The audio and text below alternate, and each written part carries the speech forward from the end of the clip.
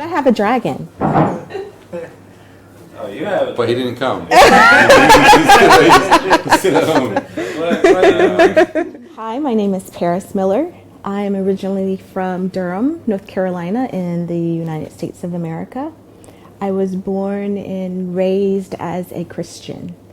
My mother and father divorced when I was about 3 years old, so I lived with my mother, and so any religious teachings I pretty much got from my mom.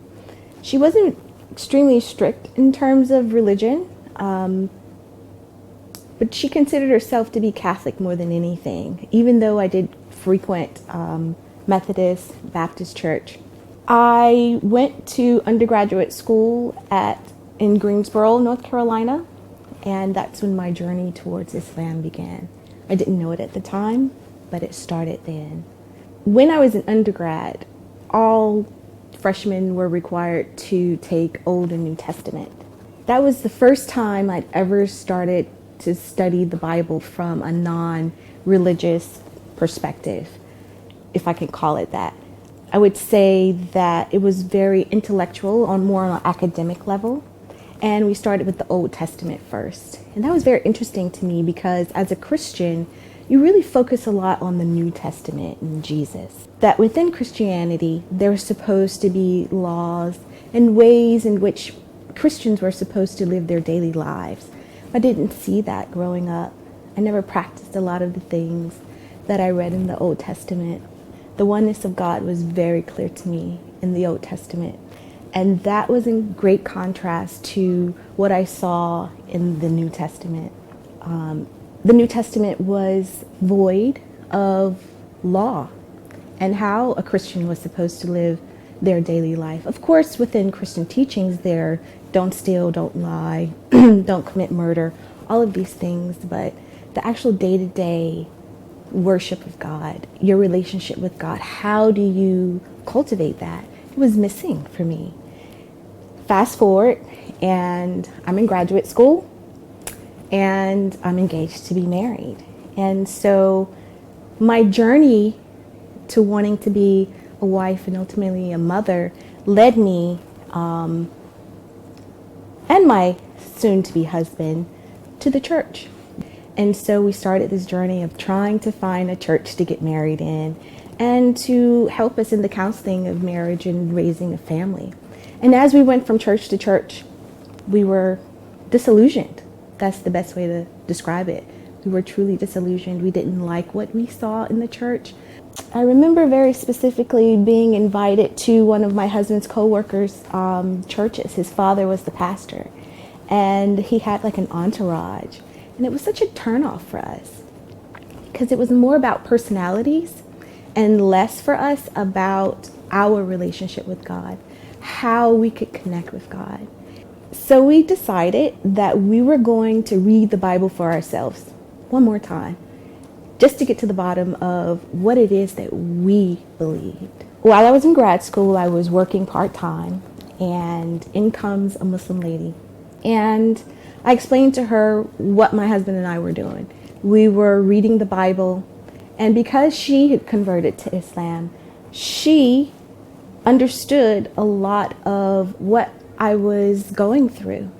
She even invited me to the masjid, and I remember my first, in anticipation of going to the masjid for the first time, I sat up all night long and I made my first hijab. And I walked out and I had it on, and it felt perfect. I had my first Ramadan Eid, which is the end of Ramadan, the celebration that Muslims have. It was on my birthday. So that was like really cool for me, having that experience. But again, my fiance, he wasn't Muslim yet. My husband, fiance at the time, he had started going to the masjid, going to Jummah prayer, talking to my co-worker's husband who was Muslim, and he embraced Islam as well. So it was like this great gift given to me.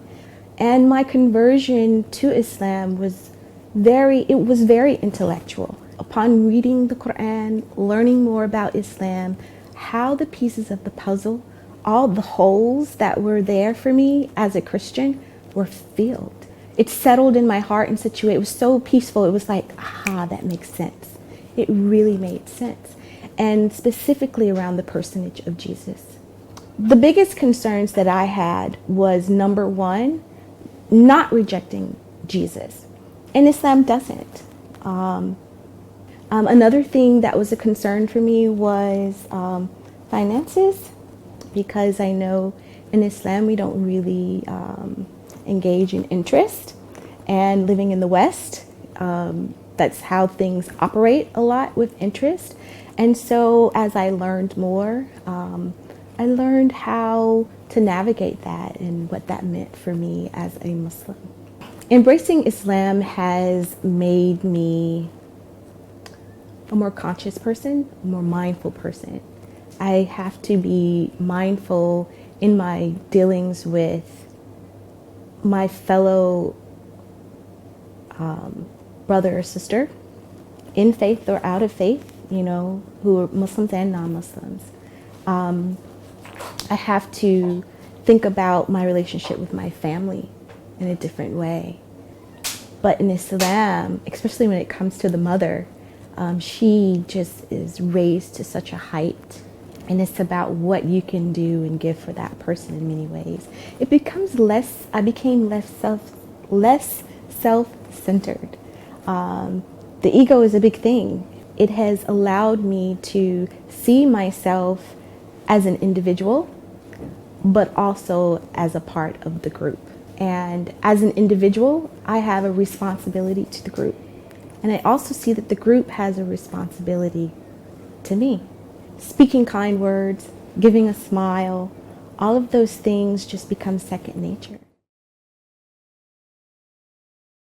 Focus on one thing, and that is your relationship with God. That's the best advice that I could give you.